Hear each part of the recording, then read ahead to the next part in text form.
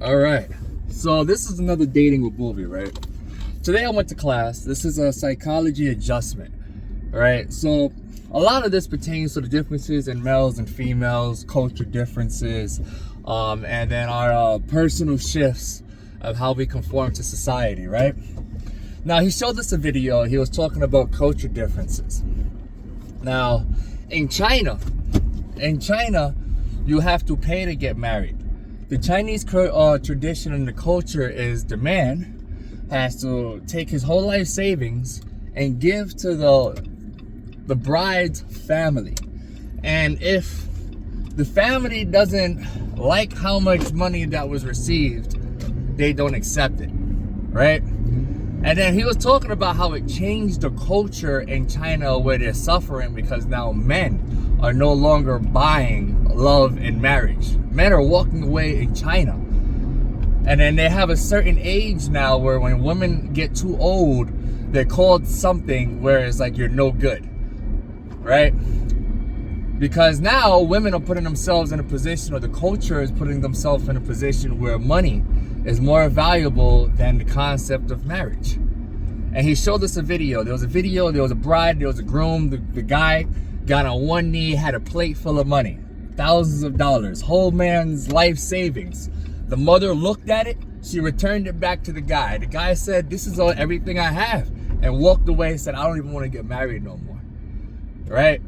And now the culture is shifting because more men are walking away. But then it made me think, that's what we're doing now in America, right? You see a lot of women, "I'm not gonna get married until this ring on my finger is worth this much money. I'm not gonna get married, or I'm not gonna be serious to take a man seriously until he makes six figures, $1 million, until he drives a car." Right? So we're experiencing the same thing that China is experiencing as well, because now love is money. Commitment is money. Marriage is money. I think a lot of us guys are checking out because our whole lives, we've been always taught to provide. But when does providing become abuse? I talk about this in my podcast all the time. And I just find it crazy that other countries and other men are experiencing this in other countries. To the point where now men don't even want to commit in other countries because women's expectations and standards. The mom pushed away the money and said, "This is not enough money to marry my daughter." The mom didn't think about, "Hey, look, how is this going to affect my daughter? My daughter loves this man," right? And it's not the men who are pushing away the money. It's the women in the family. It's the women in general who care more about money than what they care about love, loyalty, commitment, character, and morals. I'm realizing that. And it is spoken about because this is something that's always been, but now it's worse. And the man said, "Fuck that." And then they showed another video of the wife crying in the car because she loved that man. But then in that Chinese culture, the bride cannot speak against the mom. The mom makes all the rules. The family makes all the rules. But it seems like it's only the rules that apply to the family and how they could benefit off of financially. We don't have it to that extent, but we have the fundamentals of that same concept. Women look more about money, stability, what car he has, the lifestyle, the status, rather than does this man have good character. And I think a lot of us men are checked out. I think that's my biggest turnoff. That's a lot of turnoff for a lot of men. If we don't mind providing, we don't mind protecting, we don't mind guiding. But when you take that and you abuse it, and you always demand more, then more would never be enough. And it's almost like running a race that doesn't have any finish line and never be happy. And then us men walk away from even commitment to even get married. And then you can even break it down statistically. Men are not getting married these days. Women care more about money. When I get into a marriage, when I get a divorce, I want the alimony, I want the child support, I want the house, I want the car, I want the kids, I want. Leave the marriage 70-80% of the time. And then that sets the trend, because us men are looking at that like women don't even stay when they have it all, unless they only want you unless you have money or they can take something from you. Chris Rock said it the best, and I think I shared that comment. Only women, dogs, and children are loved unconditionally. Men are only loved under the condition that we provide something. And I think a lot of us men feel that way, but I find it really crazy how other countries are experiencing the same thing. And I think I made it in another podcast where money is buying love. Is money equivalent to love? Why does money and love have to go hand on hand? It's crazy because it shows. If a man says something to a woman, it's not respected. But if a boss says something to that same woman, she won't even say a word. The boss will be like, be here at 8:30, right? She's there at 7:25. The man says, hey, look, babe, you got 20 minutes to get ready before we go out. That benefits you. I need 2 hours. That man at that boss, stop talking. Do not talk during these meetings. Okay, sir. That man, shut up. You're being disrespectful. Oh, disrespect. All of the other things. So women would commit more to money and a boss than they would commit to their man and their husband. But they still want traditional values and wonder why they can't find decent men. Because women equivalent decency to money. Decent men are the man who works at AutoZone. Decent man is the man that works at the library.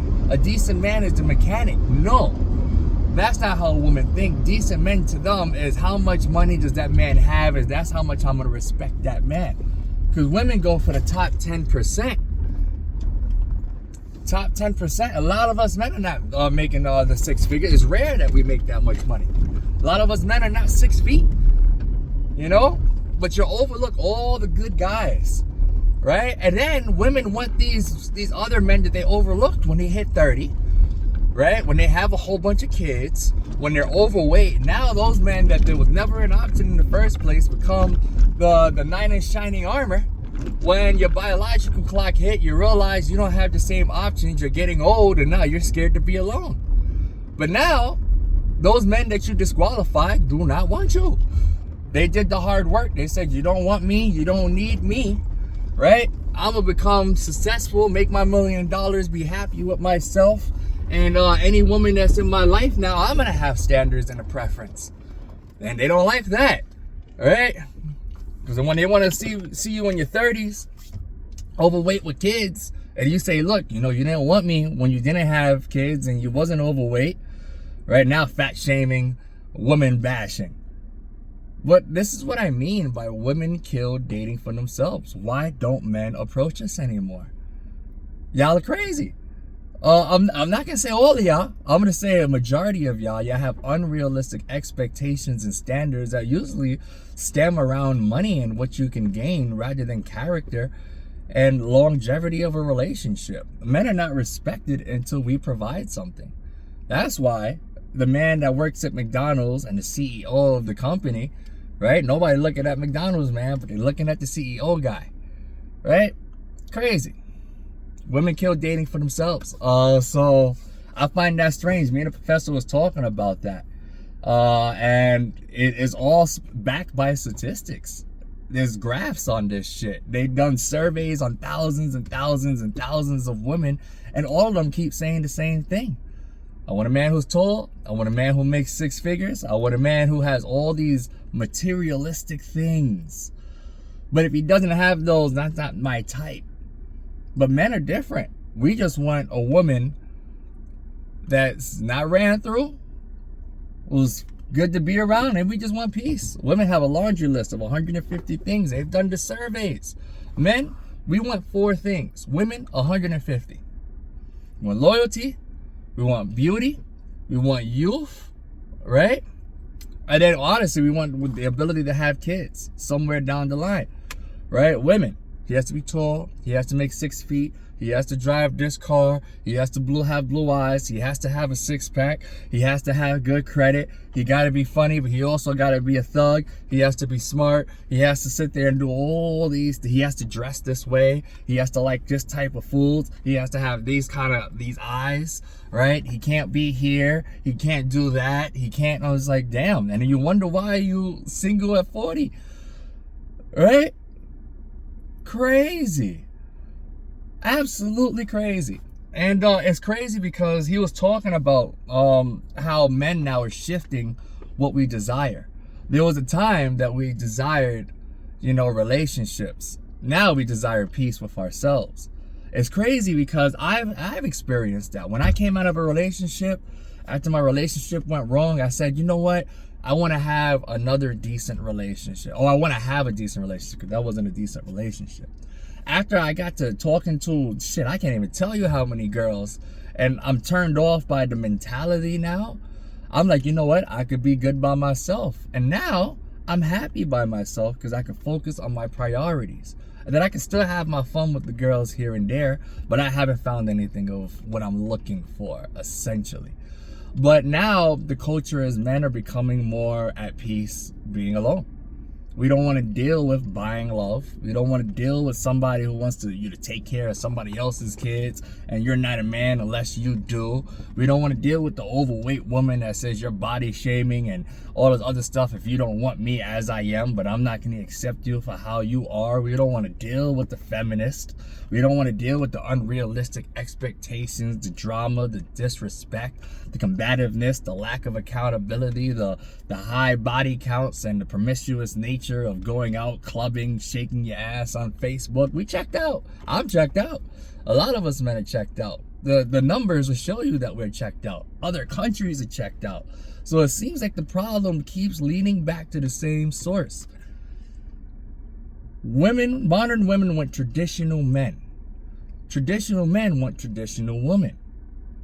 Women have changed in comparison to the 90s, in comparison to what we know now. Have you noticed that in the 90s, you look at the marriage rates and relationships, they lasted a whole lot longer. Because women in the 90s had more self-respect, they had more dignity, they had more morals, and it was more traditional. Look at the women today in the early 2000s. I think it was 14 point something million women have an OnlyFans. That's a large percentage of the population that disqualified themselves from any traditional man of value, right? Look at women today. Look at the way they dress. Half naked all the time. Look at the way they talk. These women are like men. A lot of the time, a majority of women, I'm not going to say all men because y'all niggas are going to jump me, call me man bashing, all of this shit, but it's the larger percentage of women that share these same mentalities and notions that kind of kill it for the good women. When the good women are out there, the small percentage of good women, and like, why don't men want me? It's almost like looking at a group of fucking lions. Us men are looking at a group of lions. Are we going to figure out which one is going to bite us or not? Or are we going to be like, all of them niggas are lions, I'm not going to go over there because why would I put myself in that position? And one of those lions is like, I'm not going to bite you. And then all we see is a whole bunch of lions acting the same exact way. Right? So, again, women killed dating. They killed marriage. They killed relationships for themselves. And then they become feminists when they're older, bitter, and can't attract what they're looking for. Or they become masculine, attract feminine men, and still be bashing us anyway. Crazy. But the culture has changed. The culture has changed. And it's crazy because now I'm looking at when I was in a relationship and when I'm outside of a relationship, and I'm doing the math. I'm saving more money. I'm saving thousands every month, right? I have more time. I don't have to worry about stress because you can never make a woman happy. She's always going to want things. All right, I have more time for myself to do the things that are priorities. School, dealing with my endeavors, being a better dad. Honestly, I'm at peace. I'm happy, and I can still have my fun. It's crazy because we was talking about it. Me and my professor. I don't want to say too much and put him in trouble or nothing. That's why I'm not going to say his name. But we was talking about it. Everything a woman could provide a man can buy. Right?